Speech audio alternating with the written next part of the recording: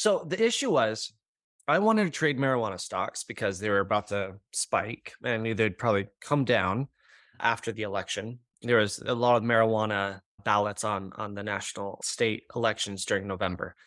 And I wanted to ride that high and I wanted to sell that low. But my wife was really uncomfortable with the stock. And I was like, hun, like, I'm in charge of investments. She's like, Zeph, this is both our money. And the thing is, we have a system for making choices. And one of the things we do, because we value being together and value working things out, is that one of our statutes in terms of decision making is if we can't come to an agreement on a change, the status quo is kept as long as no one is being hurt by it. For example, obviously, you don't stay in an abusive relationship because you don't both agree or whatever. But if we can find an agreement, we don't make a change until we can figure out a solution that works for both of us. That way, it's not a win solution. We want to go after win-wins. And so, if the status quo, we keep the status quo until we can agree upon what the change looks like. So that way, there's not a winner loser. It works for us. It works for us. Sorry, my girl's at the door. So I did not buy the stocks. And it was a financial hit, but we kept to our values, kept to our choices, and sometimes that hurts. Sometimes it may hurt one of you. I disagree and continue to disagree with that perspective. And maybe she's changed that since then, but I don't feel like I have to fully agree with everything. And for example, I don't think I would never smoke recreational marijuana. I know there's a lot of health benefits from medical marijuana. Anyways, so I won't go into the politics we had different values on this. Because we didn't agree, we left things as a status quo. Now that may really burn someone's hide. Like, why, if I want to change, why can't I do it? And that's something you have to work out for yourself. That's why in the thresholds, it's really important to talk out what you will do as a family or as a couple if you disagree. If you can find the zone of possible agreement, what will you do? And for us, what works for us is we pin it, put the decision up on the shelf until we can find a path forward that we can both agree on. So, did not ride that high, did not ride that down, and that opportunity was lost. And that's just is what it is. More important to me to agree and stand by what we had decided, even though I thought, sure, we could have made thousands of dollars off of it. But you have to ask yourself, what's more important to me than money? In this case, my relationship with my wife was more important than whatever money we would have gained. That's essentially what you have to ask yourself. When you're looking at your Zopa, when you're looking at making decisions, especially if it deals with money, is what's more important to you than money?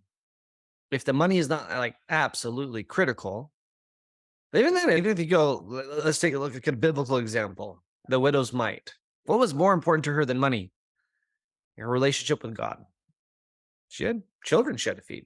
So you have to really understand, like, what values are you willing to stand to? What sacrifices? What's really most important to you? Because I can guarantee that living your values will always require sacrifice. Sometimes that sacrifice can be painful, but the pain is worth it.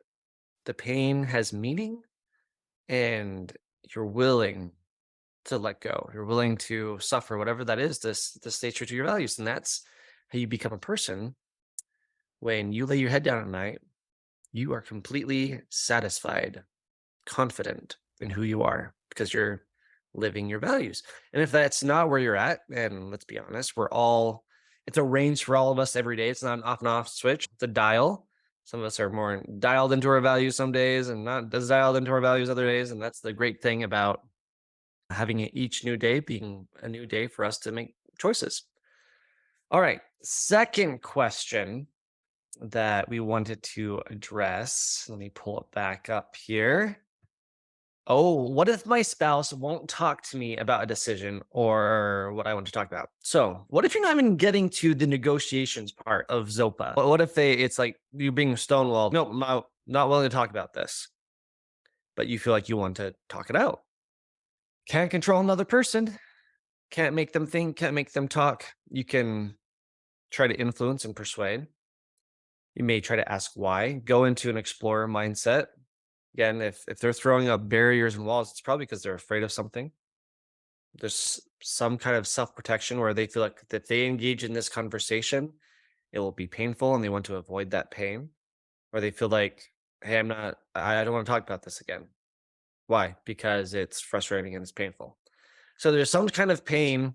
If someone's not willing to enter into a dialogue with you, they're trying to avoid pain, conserve energy because they don't think it's worthwhile. And so at that point, all you can really be is curious, try to understand.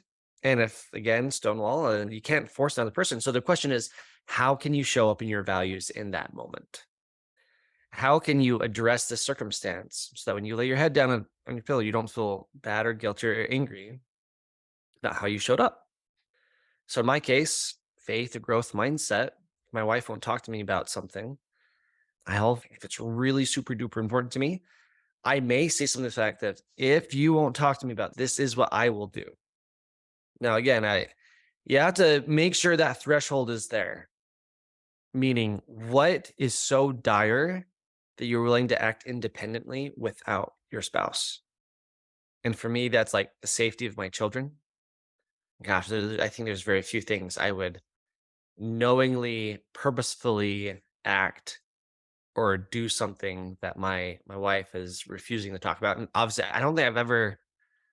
My wife has sometimes asked to wait to hold on a conversation because she's not in the right headspace, and so we've definitely waited to address issues. But I can't think of a time where we just flat out refused to talk about a certain topic.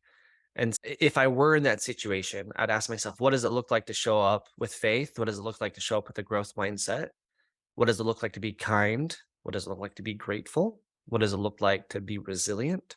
So those would be the questions I'd be asking and really working it out. So that'd be my response is how do you want to show up in that moment?